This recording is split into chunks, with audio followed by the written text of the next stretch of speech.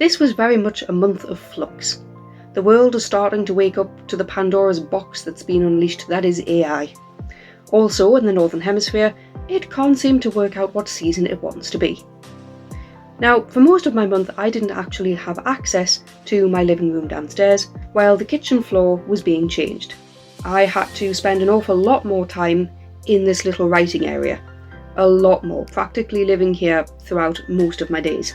And as I've spent more time here, I've realised there are things that I can change to make it more inviting for me to be here. So I have set about making some changes to my writing area to hopefully fix things like posture and eyesight, while also keeping in mind my POTS, which is a chronic illness that makes me sit with my feet elevated for the majority of the time.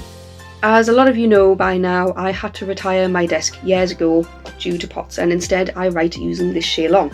Alongside that, with the posture issues and things, I also wanted to add a mouse to my setup, because I've heard that people who use mice with their laptops, which is what I primarily use, are 33% more productive than people without. So that's a statistic that I can't ignore. So I was definitely willing to take that up. So I ordered a bunch of stuff and set about a plan.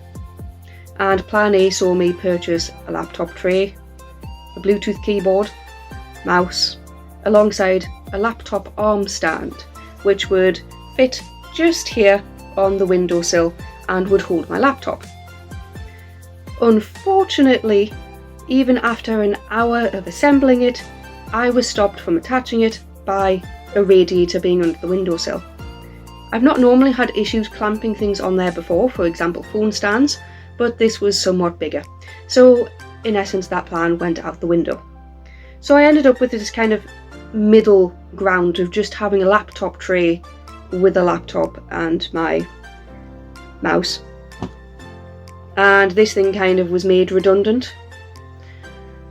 So plan A and a half was to use the laptop tray and the mouse, and then I took my keyboard downstairs to the TV, where I mirrored my laptop over to the TV using an Amazon Fire Stick, and I could type straight onto the TV.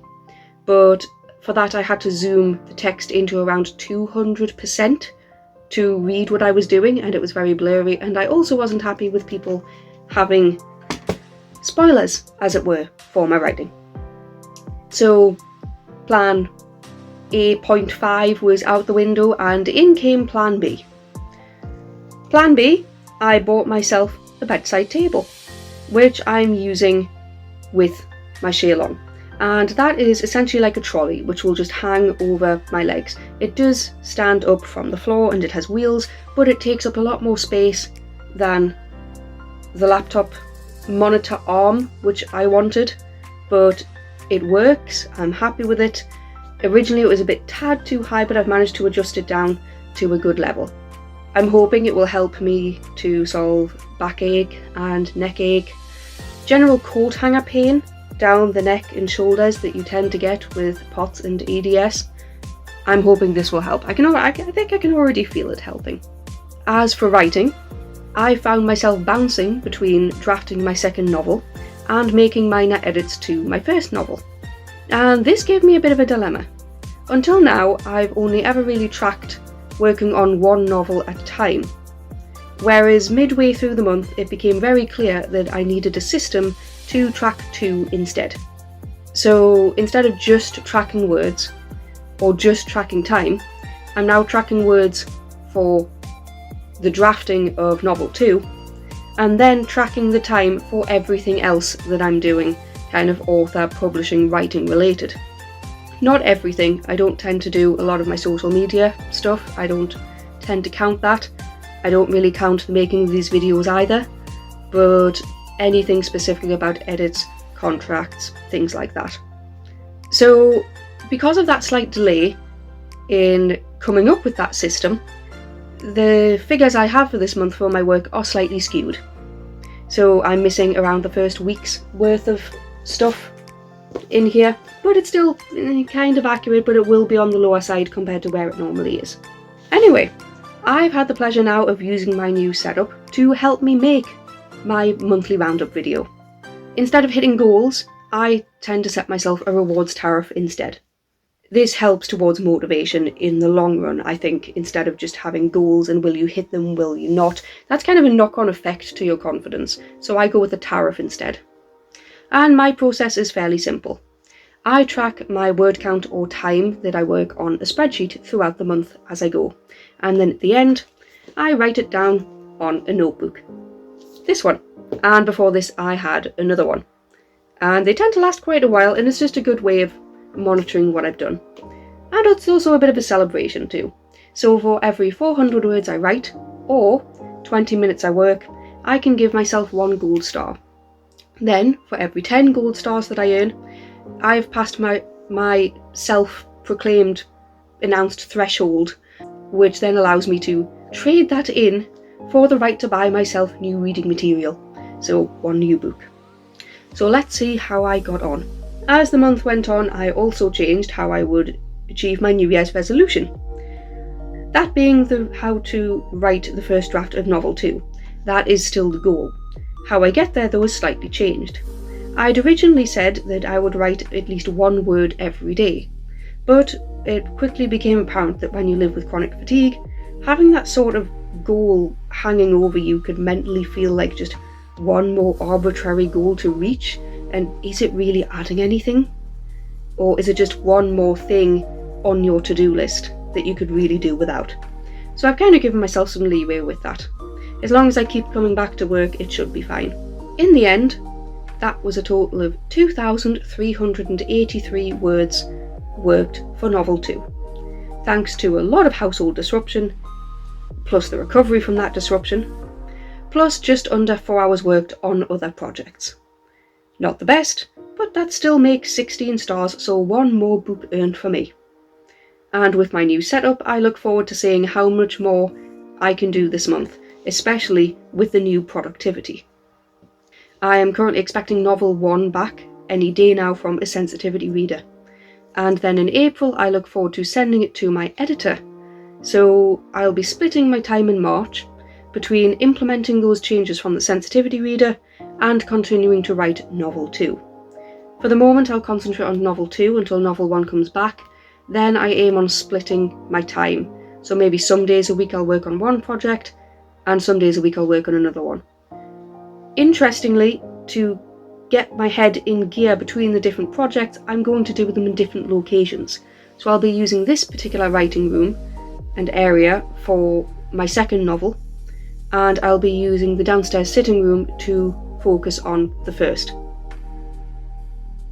Other changes that's happened this month. I had a very exciting meeting with a very motivational arts charity called Skimstone Arts, but more on that to come. Tune in for next month's roundup. And also, following a prompt from a friend, I responded to an open casting call for a voice actor. I've done something similar before, but not for many years, and that was to help out a friend from university who was doing a radio drama. Will anything come of this? Who knows? Time will tell. I'm hoping the amount of audiobooks I listen to might give me an edge, but we'll see. I've also had a yearly haircut, so it's much shorter again and overall much easier to handle than being and down here. Normally you would think, oh, someone with chronic illness, long hair, how on earth do they deal with that? It's more a case of not dealing with the haircut than dealing with the long hair, but eventually this is a lot easier to manage. Also, I am admitting, writing dual POV is difficult. Very difficult. Especially with time frames and when you realise that, something may sound better from one character's point of view than another. Realising how difficult it is hasn't much helped my motivation because I'm a plotter, and I'm realising some of my plotting is kind of going to have to be a lot looser, especially with word counts, to get the best out of the story. So I knew I'd have to take some sort of motivational step to keep me going. Number 1 was the productivity changes, and then creating a motivational poster. Because why not? It says, revisions exist for a reason. Your job. Write the scene in front of you. finish the first draft. Your story can be tightened, edited down, and layered up later.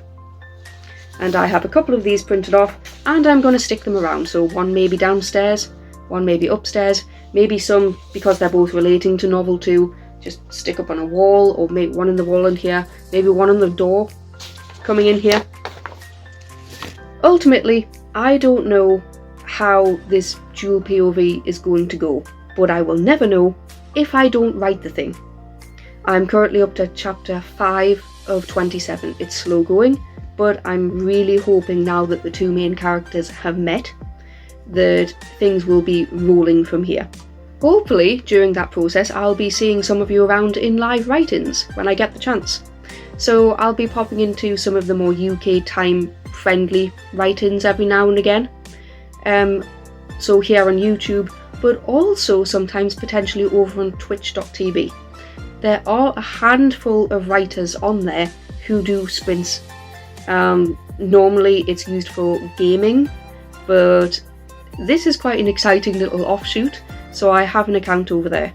You can also find me on TikTok, where I post periodic updates. For example, remarking on the irony of writing the scene where my 2 main characters meet for the first time, actually writing that on Valentine's Day. Here's hoping that's a bit of a sign that it'll all go okay. Considering in my first novel, the characters midway, 3/4 the way through the first draft decided that they liked each other. A lot. That was not part of the plan, but it was part of a major revision after that. I think I'm clued up on that a bit more now. And of course, you can always find me on Twitter at Adara Writes, where if you follow me, I will likely follow you back. And you can also find out more about me and my writing on my website, adaraspence.com. So, how has your life or writing changed in February? Let me know in the comments. And that's all from me from this video. I have to go now, as I have to continue writing novel 2's first draft. One day at a time.